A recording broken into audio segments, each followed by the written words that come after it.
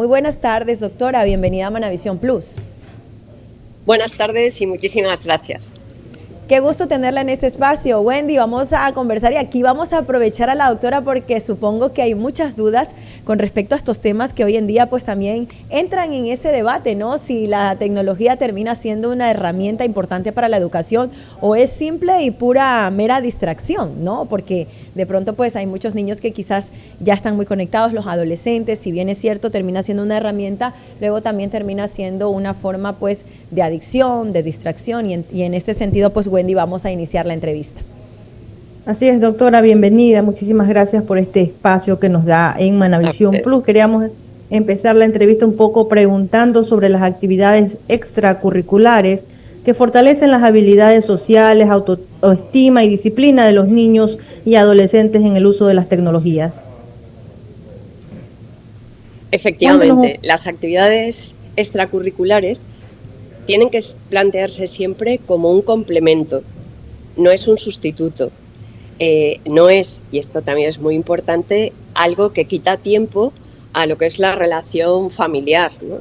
Con esa dedicación de los papás a sus hijos, también a sus adolescentes, porque a veces pensamos que no es tan importante y es vital que efectivamente todas estas actividades que son necesarias, porque como bien indica, es un complemento para el aprendizaje, porque el aprendizaje no solo es académico, el aprendizaje fundamentalmente es ir adquiriendo actividades y competencias que te facilitan ese desarrollo integral.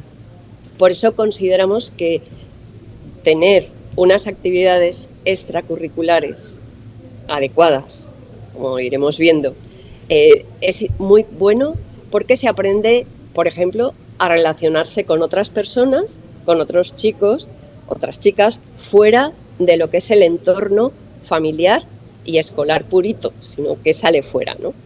Muy bien, doctora, cuando hablamos de las actividades extracurriculares, vemos diferentes escenarios, porque de hecho vemos incluso niños o adolescentes que tienen una gran capacidad de responsabilidad cuando tienen varias actividades adicionales a las educativas, se tornan incluso niños más maduros, toman todo de una manera diferente, su capacidad de relacionarse también mejora muchísimo, pero también hay otro escenario en este sentido. Hay muchos padres de familia que utilizan las actividades extracurriculares para mantenerlos ocupados, por decirlo de alguna manera, porque de pronto pues ellos también están en una situación en la que no pueden estar mucho tiempo con ellos.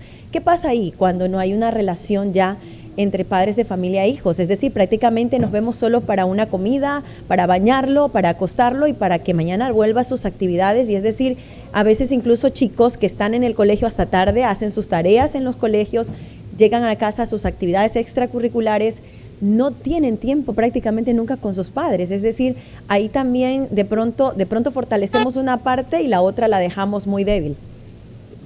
Ahí hay una cuestión, y usted lo ha enfocado clarísimamente, y es esa dificultad que hay de si las familias se plantean las actividades extraescolares como ir colocando a los niños porque yo no puedo atenderlos, esos chicos también van a esas actividades de una manera como sin la motivación que habitualmente un tipo de actividad extracurricular se plantea, ¿no? Porque generalmente estamos pendientes de que puedan ir con la alegría de disfrutar, son hobbies.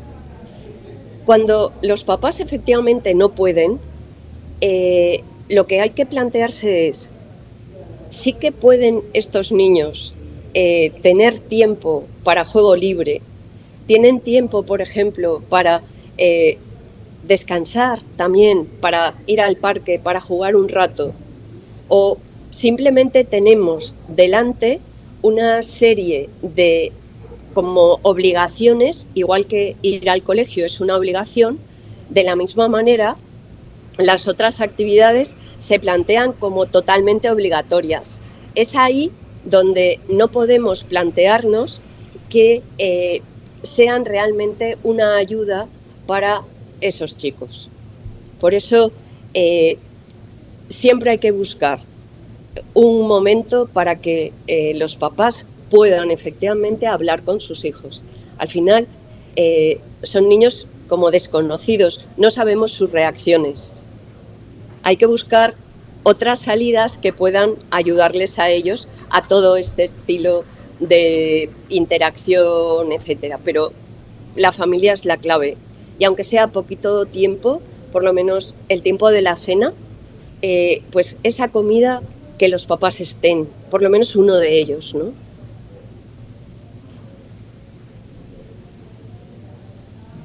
Doctora, el cambio o el ritmo de vida que llevamos actualmente también afecta a la convivencia que hay en el núcleo familiar o a esta decisión de poder poner muchas actividades extracurriculares para poder cubrir la demanda de tiempo de los adultos y terminamos de pronto afectando a los niños, sobrecargándolos.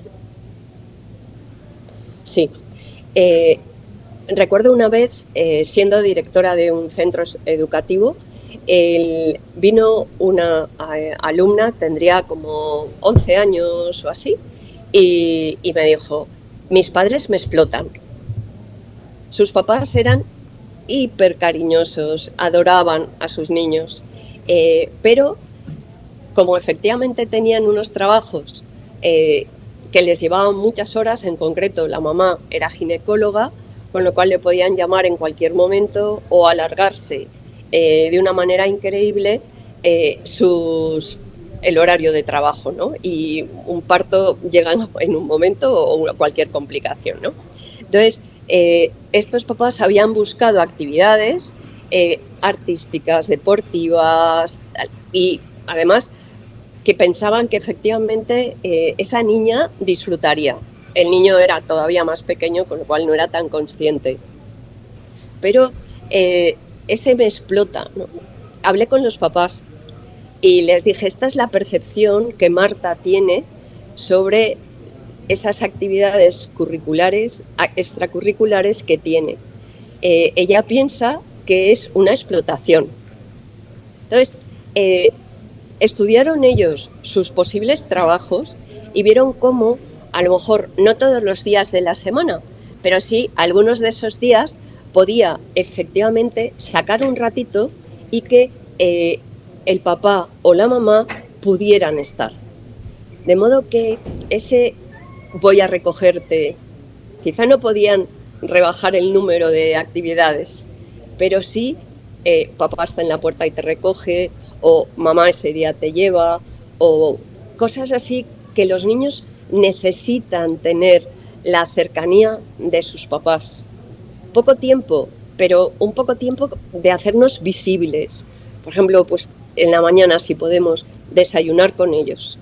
Porque es un momento como aunque estemos todos medio adormilados, pero hablamos, decimos que si no ven, me tienen tantas horas en el colegio y a continuación me meten en espacios uno detrás de otro y no tengo tiempo ni de estar con mis amigos.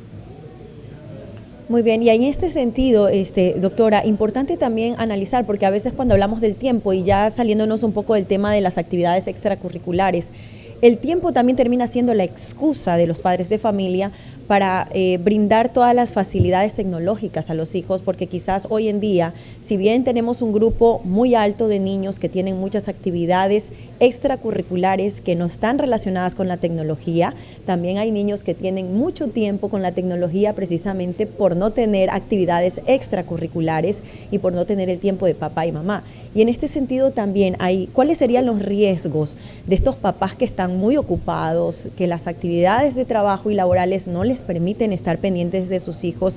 Porque hablemos de la tecnología también, sí, como una excelente herramienta para el aprendizaje, y es más, ya mismo con toda su experticia vamos a ir abriendo el abanico de todas las situaciones positivas que tiene la tecnología y que de hecho hoy la vemos y que además se ha incluido dentro también de la malla curricular en las escuelas.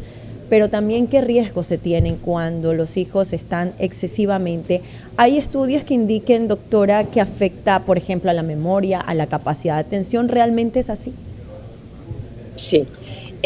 La sobreexposición Actualmente todos estamos, creo que padeciendo una hiperconexión, porque es verdad que el móvil, por ejemplo, siempre lo tenemos a mano.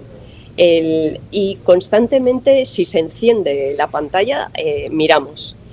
Esa hiperconexión en adultos, si la trasladamos a gente joven, y ya no te digo a niños, sí que se ha visto que esa exposición excesiva, aunque sea a juegos, genera al final una adicción. Como adicción es difícil después de quitar, porque de hecho, hablando con psicólogos y psicopedagogos, me comentaban que en sus consultas tienen ahora muchísimos niños, o sea, gente a lo mejor de 9, 12, que antes podías pensar será más en la adolescencia, en 16, 14, 16, 18, y sin embargo ahora hay niños que están en tratamiento para quitar esa adicción. A veces los papás dan la pantalla, pero realmente la responsabilidad o la corresponsabilidad que todos tenemos en la formación de los futuros ciudadanos, ¿no?, que ahora son niños o adolescentes, pero serán ciudadanos del mañana, es importante transmitirle a los padres. Hay un riesgo y efectivamente hay estudios que están confirmando que el tema de la salud mental está tocada por muchas veces la atención empieza a fallar. La inmediatez que tiene la tecnología de me contesta enseguida algo genera una impaciencia también en el niño que luego en la vida real quiere que suceda lo mismo que en la virtual. En la virtual tú le das a un clic y inmediatamente ya te llega. Entonces, en la real no es así. A la hora de conversar tienes que esperar, tienes que reflexionar, tienes que mirar. Yo a los papás les diría, cuando los niños son pequeños, huir de la utilización de pantallas, porque toca también a la memoria. Bueno, lo veremos, ¿no? Pero las 4 reglas fundamentales para que una persona pueda trabajar bien en la vida y desenvolverse: expresión oral, comprensión oral, expresión escrita, comprensión escrita. Y tanto ahí en Ecuador y toda Latinoamérica, Norteamérica, Europa, en estos momentos, el tema de la lectura está por debajo de las posibilidades. La comprensión se ha sentido tocada. Luego, esa memoria de poder recordar, pues basta pensar, cuando nosotros utilizamos el ebook en la lectura, no te acuerdas a veces ni cómo es la portada del libro que estás leyendo. Cuando el libro es real, tú lo coges y realmente sabes perfectamente por dónde vas. Estoy leyendo ahora Cuando el mundo gira enamorado y sé por dónde voy, qué me está contando Viktor Frankl en la narración, qué ha pasado. Y en cambio, cuando voy por el ebook, realmente tengo que hacer otro esfuerzo añadido que quizá como adulto lo puedo hacer, pero como niño no. Sí que hay que llamar a los padres a que sean conscientes de que el riesgo que conlleva una sobreexposición a las pantallas es muchísimo mayor que el realizar juegos con ellos, como puede ser un Trivial, un Monopoly, el Parchís, o sea, y luego la lectura, ¿no? O sea, que vean que leemos, que hablamos de eso, que conversamos. Hay muchas cosas que están confirmando efectivamente que todas las ventajas que puede tener la tecnología se transforman en riesgo cuando no hay ese acompañamiento por parte de los papás y por parte de los docentes. ¿Cómo manejar esta situación? ¿Cómo poner ese equilibrio y también desde las escuelas, doctora, poder manejar de una mejor situación estos temas? es muy importante lo que comenta. Es cierto que la tecnología en sí misma no es negativa, pero todo depende de cómo, cuándo y para qué la utilizamos. Ha nombrado la pandemia del COVID. Es verdad que en ese momento fue necesario porque era el único modo que teníamos de poder, desde los centros educativos, llegar a los niños. Pero en ese momento ni los profesores, ni los maestros, ni los papás, y mucho menos los niños, tenían una preparación mínima para poder llevar a cabo ese tipo de trabajo. ¿Qué pasó? Que es verdad que se dialogaba, que por lo menos los niños tenían cercanía con sus propios compañeros a través de la pantalla, era todo virtual, veían a su maestro o a su maestra y eso les daba cierta tranquilidad respecto a ese contexto tan incierto que sufrimos todos con el COVID. ¿Qué ha pasado? Parece que eso ha venido para quedarse, porque cada X tiempo vuelve otra vez un momento en el que se suspenden las clases presenciales y pasamos otra vez a la virtualidad. Lo primero que tenemos que tener en cuenta es existen herramientas muy buenas y existen medios de formación para el profesorado y también para las familias muy buenos para ver cómo podemos acompañar a nuestros estudiantes en esas distintas situaciones y en concreto en toda esa parte de tecnología y todo ese mundo tan increíble de la salud mental al que antes de pasada me he referido, ¿no? Pero los padres están muy preocupados y los docentes en los centros educativos también. Por ejemplo, en la universidad donde trabajo, en la UNIR, tenemos un experto universitario en acompañamiento educativo que se dirige tanto a papás como a maestros para que descubran qué pueden hacer hoy para sacar el máximo potencial a esos alumnos o esos hijos que tienes en clase, en el salón de clase o en casa, ¿no? ¿Cómo hacerlo? También todo lo que es el manejo de las distintas herramientas que existen en la tecnología y ver, y la IA, por ejemplo, toda la parte de inteligencia artificial, cómo eso se puede trabajar, cómo lo podemos, no es reprimirlo, no es limitarlo, sino saber cómo lo puedo utilizar y utilizarlo bien. Para eso, esas competencias esenciales que son el pensamiento crítico, la reflexión, el mostrar que no todo vale, no todo lo que está ahí en Internet sirve.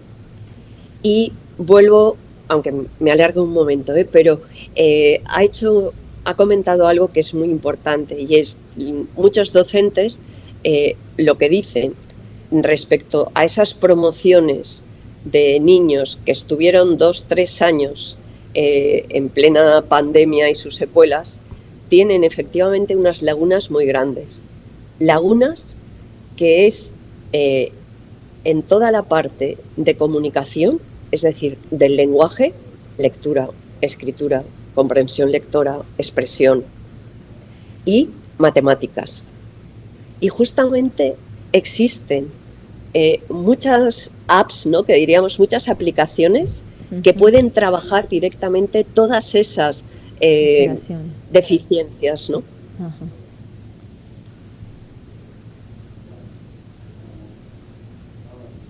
Muy bien, estábamos haciendo el análisis con respecto al tema de cuando las clases son virtuales, pero hoy en día vemos mucha presencia también, doctora, de la tecnología dentro de los procesos educativos, es decir, cómo mando las tareas, cómo las reviso.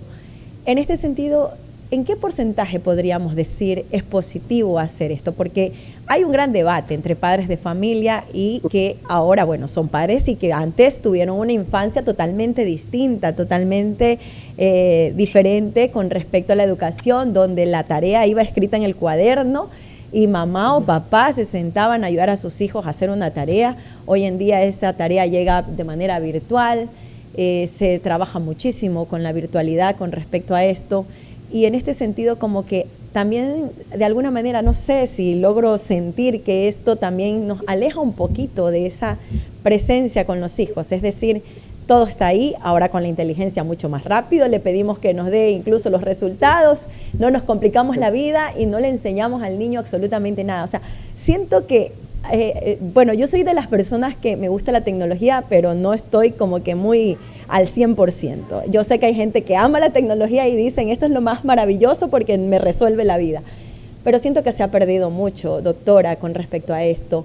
Los grupos de WhatsApp, todo el tiempo es estar en la tecnología, nos obligan incluso a los padres a estar pendientes de un grupo de WhatsApp para esto. O sea, siento que en ese aspecto se ha perdido mucho con la tecnología. ¿Cómo se podría manejar? ¿Cómo las instituciones educativas? Sería bueno de pronto retroceder un poquito, mantenernos en la parte tradicional, hacer un poco más de equilibrio. ¿Hay mucha presencia tecnológica o está bien lo que se hace ahora?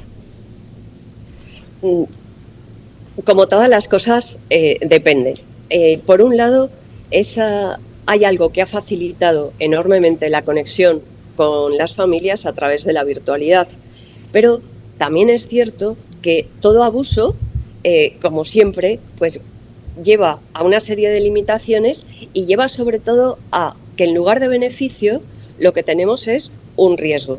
En lugar de algo que cuando se inició la tecnología parecía increíble pensar que se podía personalizar la educación, porque de hecho la transformación tecnológica como herramienta facilitaría el poder diseñar para los alumnos actividades adecuadas a sus ritmos, a sus niveles. Eso realmente es un puntazo, es algo que dices, qué bueno verlo así. Pero cuando pasamos a la masificación total, a que, por ejemplo, ha nombrado los grupos de WhatsApp.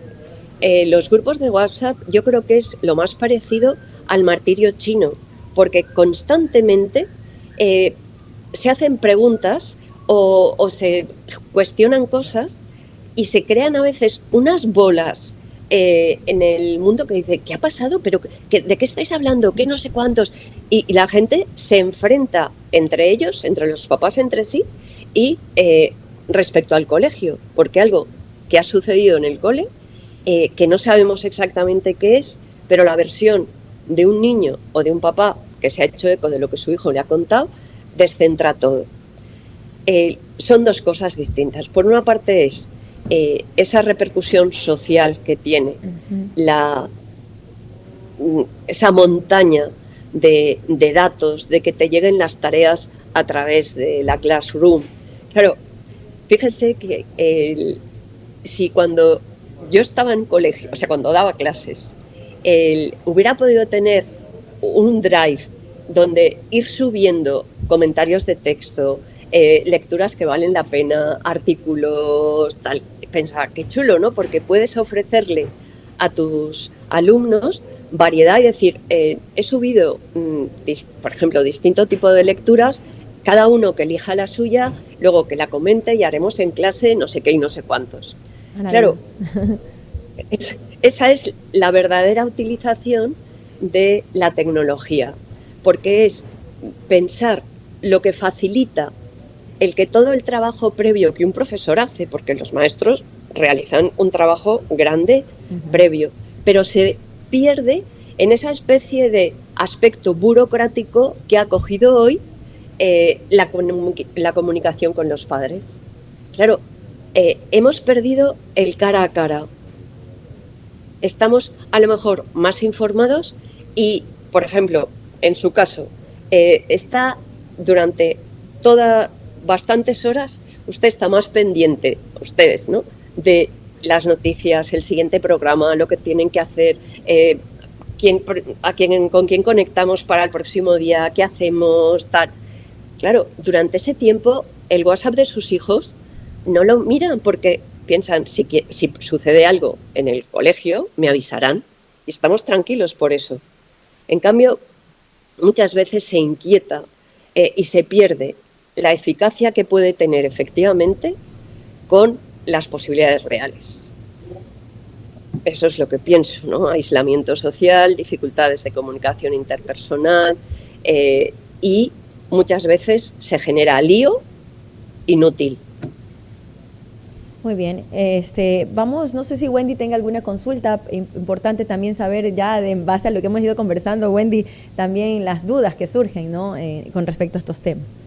Sí, justamente quería hacerle una consulta, doctora, y ahora, ¿cuál es el impacto del uso de dispositivos electrónicos en la educación y qué tanto pueden distraer el uso de redes sociales o el tema de que lleguen notificaciones cuando hay un proceso educativo?